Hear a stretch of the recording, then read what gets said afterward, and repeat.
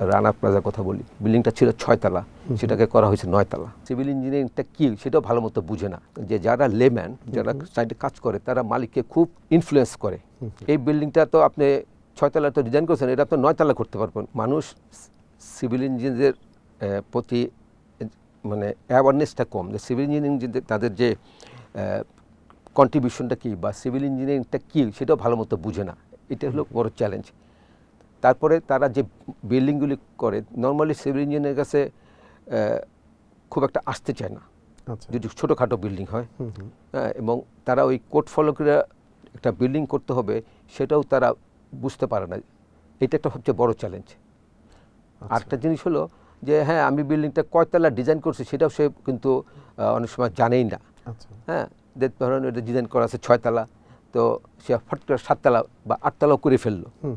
এই যে একটা বিরাট লোডের ব্যাপার, এটা কিন্তু তারা বুঝতে পারে না বা এটা তারা জানতেও পারে না কখনো। যার ফলে হয় কি, ওই যে বড় বড় আমাদের দুর্ঘটনাগুলি ঘটে, অনেকগুলি ঘটনা ঘটছে। যে হাই রাইজ বিল্ডিং, যে বিশেষ করে যে রানা প্লাজার কথা বলি, বিল্ডিংটা ছিল 6 তলা, সেটাকে করা হয়েছে 9 তলা।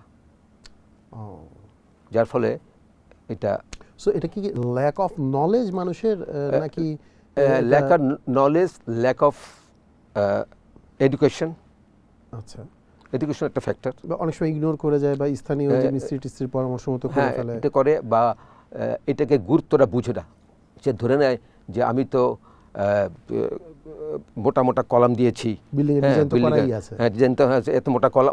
ওনারা আবার এগুলি আবার ভালো বুঝে, কলাম যদি খুব মোটা হয় তা ধরে নেয় যে এটাতে 6 তলা হলো 10 তলা করা যাবে। এবং এতে একটা সবচেয়ে সমস্যা হলো যে যারা লেম্যান, যারা সাইডে কাজ করে, তারা মালিককে খুব ইনফ্লুয়েন্স করে।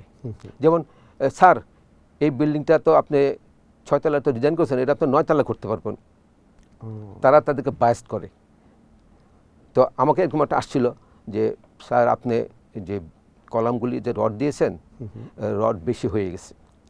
আপনার ডিজাইন করে নাকি? আমার ডিজাইন করে। আপনার ডিজাইন নিয়ে আপনার কাছে এসে বলছে আপনি রড বেশি দিয়েছেন। এটা আমি, কে বলেছে এটা? ডিপ্লোমা ইঞ্জিনিয়ার বললো যে উনি বলেছে, যে সাইট ইঞ্জিনিয়ার। আমি তুমি যে এটা যে বললা, কীভাবে বললা যে আমি রড বেশি দিয়েছি? স্যার, ওই বিল্ডিংটা, মানে আমাকে 2-3টা বিল্ডিংয়ের উদাহরণ দিয়ে বলতেছে আর কি। তা সেখানে কি তুমি কি জানো স্প্যানটা কত? আমার এখানে স্প্যানটা 22 ফিট, ওখানে স্প্যানটা কত? বলো দি কত? তুমি তো বলতে পারতেছো না। তো স্প্যানও তো একটা ফ্যাক্টর। এই যে ব্যাপারগুলি, এটা নর্মালি এই মানে মানুষ বুঝতে চায় না। এবং সাইটে যারা কাজ করে তারা মালিকদের বায়াস করে, মালিককে প্ররোচিত করে যে স্যার বাড়ান, 2টা ফ্লোর বাড়ান, 3টা ফ্লোর বাড়ান। আমি একটা আপনাকে সুন্দর উদাহরণ দিই। একজন ভদ্রলোক বিল্ডিংটা 6 তলাকে 8 তলা করে ফেলছে। আচ্ছা, পরে সে উপলব্ধি করতে পেরেছে যে ওভারলোড হয়ে গেছে। তো একজন সাধারণ ইঞ্জিনিয়ার কাছে ভদ্রলোক, মানে মালিক গেছেন। তো সাধারণ ইঞ্জিনিয়ার বলল, স্যার আপনি একটা ফ্লোর ভেঙে ফেলেন, যেহেতু লোড বেশি একটা ফ্লোর ভেঙে ফেলেন। তো তার কথাটা সে গুরুত্ব দিল না। তখন সে একজন বড় ইঞ্জিনিয়ারের কাছে গেল। আচ্ছা, তো বড় ইঞ্জিনিয়ার বলল, আমাকে 1 লাখ টাকা নিয়ে আসেন, তার প্রফেশনাল ফিস। হ্যাঁ, ফিসটা নিয়ে আসেন।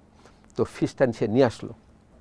নিয়ে আসার পর সে একই কথা বলল যে একটা ফ্লোর ভেঙে ফেলুন। আচ্ছা, তো এটা হলো ওই ফি না দিলেও কিন্তু মানুষের মধ্যে কনফিডেন্টটা আসে না।